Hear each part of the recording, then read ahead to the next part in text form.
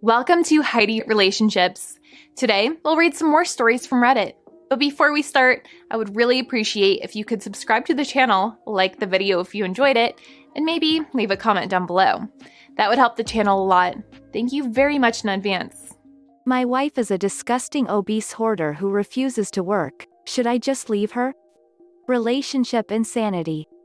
The first one is titled, I am at the end of my rope with my wife. She is crazy. I have been the primary support for my wife since I was disowned for being gay 4 years ago. She got me a bus ticket. For that, I'm infinitely grateful. I feel like I have watched her decay in front of me. Either that, or she's always been like this, and I just became more cognizant of it. I thought she had depression. She eventually went to the hospital in 2017 for suicidal tendencies. We got married in 2018 thinking things would be better. But it hasn't gotten better. She will stay on her laptop all day and only get up to use the restroom or have lunch with a friend. She shares the trite self-help posts and drums up support and attention online. All of my friends here know her and knew her first. On the outside, we look happy together. Don't get me wrong, I enjoy spending time with her outside the house. I fell in love with her for a reason. We mesh well intellectually and have a great time together. The logistics of living with her fill me with dread and resentment. She does not help with house cleanliness or chores at all, and either willfully refuses or cannot comprehend putting things into trash cans. She will leave things like takeout trash on surfaces for months. The bedroom looks like a level 3 hoard. There's no visible floor and the tallest parts of the refuse are at least at my hip joint. The rest of the apartment is less bad but still not good. She tells me that she can't get or keep a job because of her emotional state but tells me that the psychiatrist believes her depression is situational, primarily based on her weight, and refuses to prescribe anything for it. She is obese. I am also, even more than she is according to BMI. Her mobility is compromised, and she doesn't seem that concerned about it. This scares the crap out of me. My wife's life plan currently entails at least 13 additional years of not contributing financially. This would be one thing if she was trying to be a doctor, but she's not. She wants to have kids and raise them as a stay-at-home parent for 6 years after getting a 4-year degree and get her master's after that. Now, I am not saying a stay-at-home mom doesn't contribute to the health of the family. My wife is not currently contributing now, and we don't have children. Frankly, the proposition of raising children with this woman given current factors gives me angina. I already feel like her caretaker. Why would I want to add a child to this? The current situation is that I have finally broken out of menial jobs, but I need to move. A part of that is cleaning out the apartment to get ready to leave. We agreed to have it done by June 1st. That deadline came and went. I told her that it needed to be done by July 1st at the absolute latest. I reminded her about the deadline every time we brought up the move. She told me to stop nagging her on the 10th, so I did. It is now the 22nd, and she has only taken 3 bags out of the 40 that it most likely needs, and the only reason she did that was because I was pissed on our anniversary with how I've felt like a pack mule for years. It is 9 days away from the deadline, and I can't take this anymore. I can't keep setting expectations and having them ignored or railroaded. I can't stand watching her care so little about my needs. I know that I should wait until July 1st to be fair to her, but I'm so hurt. I can't keep bearing my soul, working all the time, and maintaining a house for 2 people while I'm going through my own crap. I have a severe mental health condition that I keep in check with medication typically, and my wife told me she needed the money for something that, in hindsight, was ridiculous. That was the beginning of February. It's going to be July in 9 days. The thing that hurts the most is that she says the right things. She knows what to say. She doesn't do any of them more than once. A friend from college has volunteered to take me in while crap hits the fan. I'm scared of what my wife would do if I tried to leave. She talks a lot about her low self-esteem and how I'm the only thing keeping her going. She has been hospitalized before for suicidal thoughts and tendencies. I feel so much guilt. Reddit. I know intellectually that I can't be the one who wants to live enough for the both of us. I can't be the only one working towards progress. I will literally combust if I have to continue doing this. Divorce is ugly as a legal process, but I don't think I can keep going on like this. My wife is behaving like an addict. Maybe she is addicted to the internet and to her societal perception. That's for a smarter person than I, with a license, to figure that out. What do I do, Reddit? Wait until the first? Just pack a bag and get out? My friend says this is abusive, but I feel wrong using that term knowing that there are battered women on the streets. My wife doesn't seem to think I'm serious about the July 1st deadline. Thank you for reading. God, fate bless you. A user in the comments said, "First, big hugs if you want them. You've been taken advantage of for a long time, and she's made you think you deserve it, whether she intended to or not. Your wife isn't going to change unless she wants to. She has no reason to because you haven't followed through. Even if she changes, it doesn't mean it's fixed or that you should stay. The effect of this relationship on you will be long-lasting as you rebuild yourself. My advice would be getting your stuff only ready for departure on July 1st. Make sure you have all your vital documents and paperwork dropped off at your friend's house ASAP and then pack up whatever else belongs to you. You can leave before July 1st. You're allowed to be at the end of your rope with this behavior. It's not fair on you.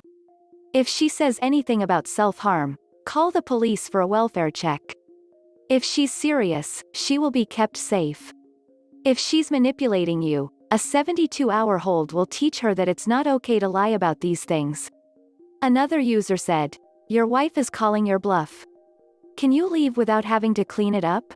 Will you get hit with a fine or penalty when she doesn't clean it up herself? If yes, and you can't afford to pay the expected cleaning fee that gets passed on to you, then clean it all up. It sucks being her maid, but use it as a form of catharsis. Her laziness, her unhygienic and disrespectful actions will not be your burden to deal with once it's done. But you need to leave. You can't live for her, and that's what she is using you for. Financially, emotionally, she has decided to let herself become completely reliant on you, and that isn't right. Though partly, getting married while you know she has mental health issues going on was your own fault. That is something that really should have been worked out prior to marriage, because promising life with someone who doesn't value their own is a hollow promise. You need to leave, and you need to be firm and make it clear you cannot emotionally handle it anymore.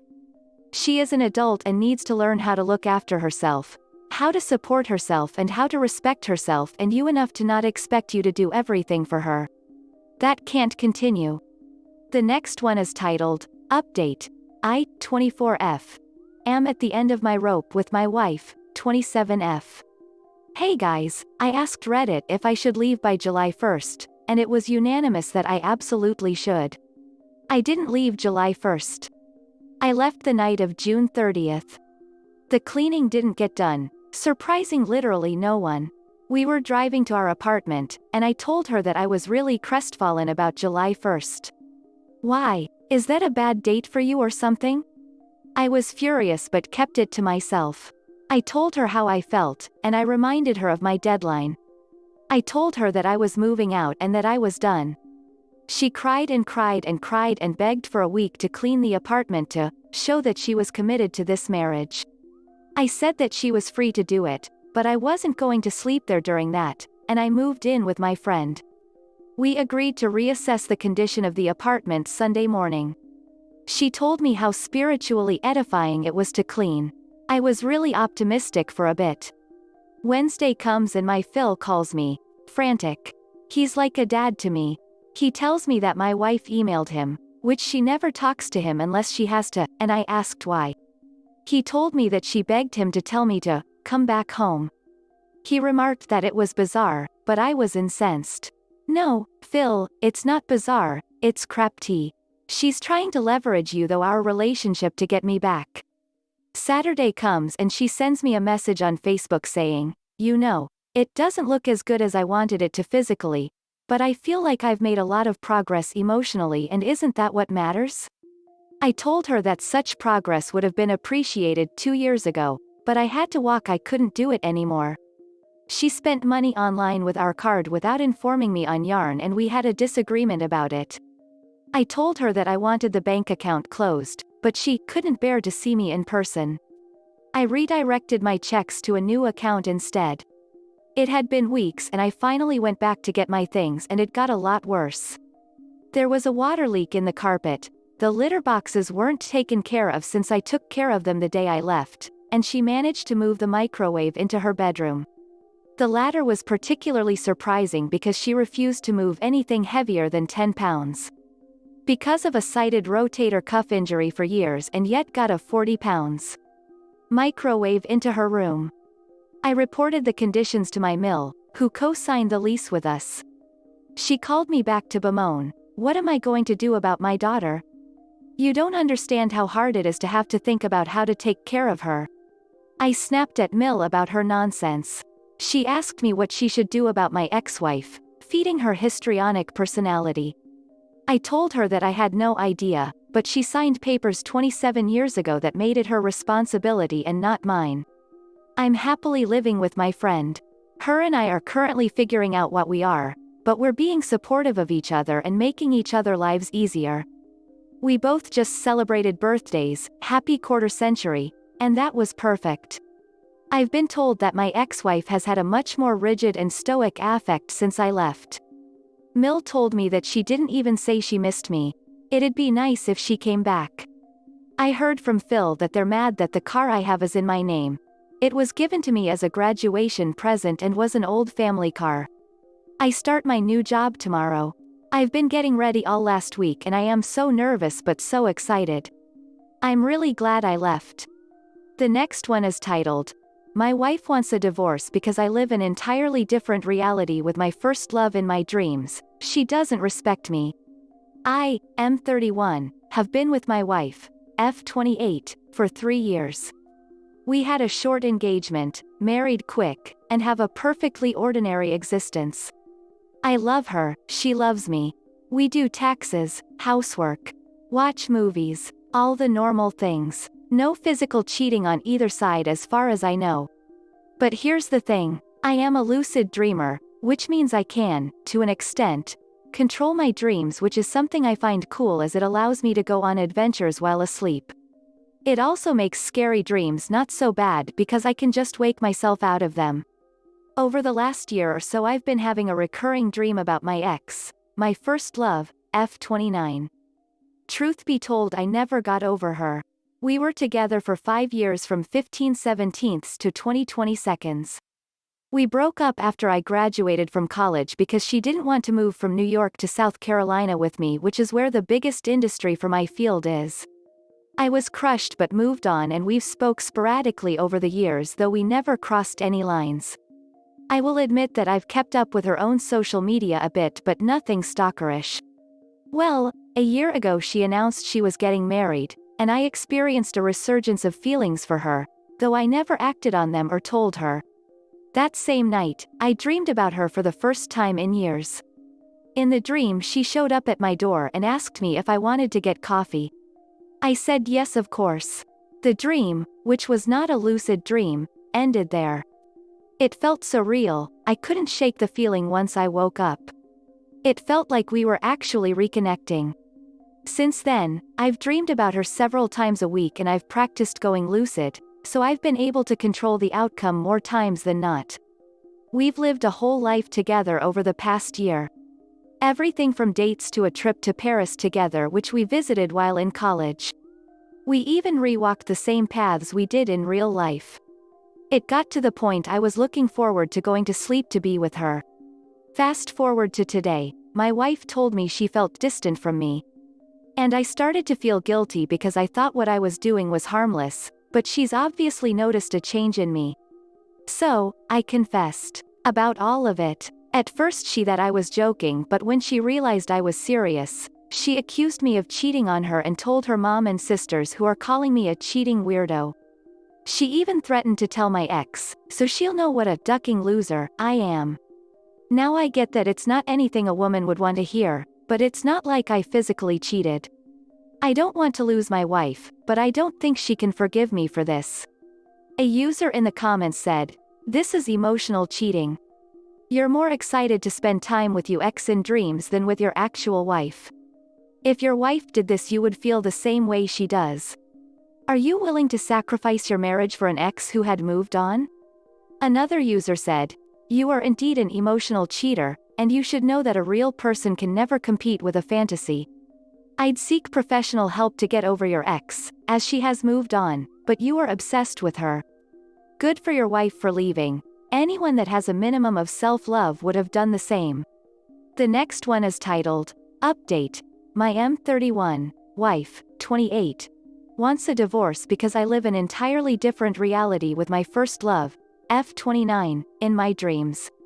2 days ago, I posted about the fallout that occurred after I, 31, admitted to my wife, 28, that I've been lucid dreaming about my ex and first love, 29, over the past year.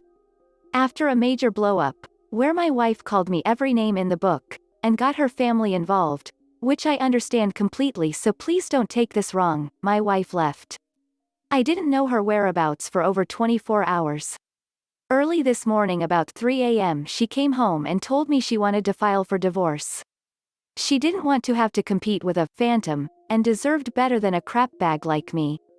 But she doesn't want to move out or start the process because it's a pandemic and she doesn't want to live on one income. We make roughly the same amount of money, me $90,000 a year after taxes, and her $85,000. I tried to apologize to her for all the hurt I caused for making her feel like she wasn't enough, to assure her that I do love her even though I still love my ex, and explain to her that I've never physically cheated or had any inappropriate conversation with my ex. But she won't budge. She doesn't want me anymore. I can't blame her. I was selfish and I shouldn't have carried on what I now accept to be a one-sided emotional affair. So, I agreed to stay together, for financial purposes, for 2 years, or until the pandemic is over, whichever comes first. But she's kicked me out of our bedroom and basically claimed the second floor for herself. There's so much tension in the house right now, so I left as soon as the sun came up and went to a coffee shop to do some work. While there, I received a message on IG from my ex that my ex-wife sent her a long message from her own account telling her about everything that I told her. I froze because I hadn't spoken to her in a long time. But she saw that I had read the message and followed up an hour later, telling me she needed to know the truth. So, again, I confessed, expecting to be berated and called a loser again. Because I had nothing else to lose. But she didn't think that my dreams about her were weird or creepy. She thought it was sweet that I still loved her, especially with her knowing that I'd never tried to have inappropriate conversations or force my way into her life. I'm aware that her not condemning my actions don't make them right or take away from the hurt I caused my wife, but knowing she didn't think negatively of me made me feel better. We messaged back and forth for a couple of hours, talking about our relationship and how it ended and the choices we made. In that, I learned that she and her fiancé called off their engagement a few months ago. I also told her my wife was going to divorce me because of the revelation. She expressed her condolences and that was the end of the conversation. I'm home now and I can't help but wonder if this is the universe's way of putting my ex and I back on the path to reconciliation. Hate me if you want, but I made a mistake and I hurt my wife and my marriage is over now. Or going to be, but knowing that the person I ruined my marriage over doesn't think I'm the scum of the earth is worth its weight in gold. I don't know what will happen now. But I can't imagine a friendship with my ex won't blossom from this, at the very least. I know this won't make my wife happy since she contacted my ex to further shame me, but I may just not tell her. We are, after all, divorcing. I hope the next few months and years can result in healing for both my wife and I, and that we'll both live happy, fulfilled lives. This is the end of the video. I hope you enjoyed the relationship stories. Please don't forget to subscribe to the channel, like the video and write a comment. I really appreciate your support and it helps my channel so much. Thank you.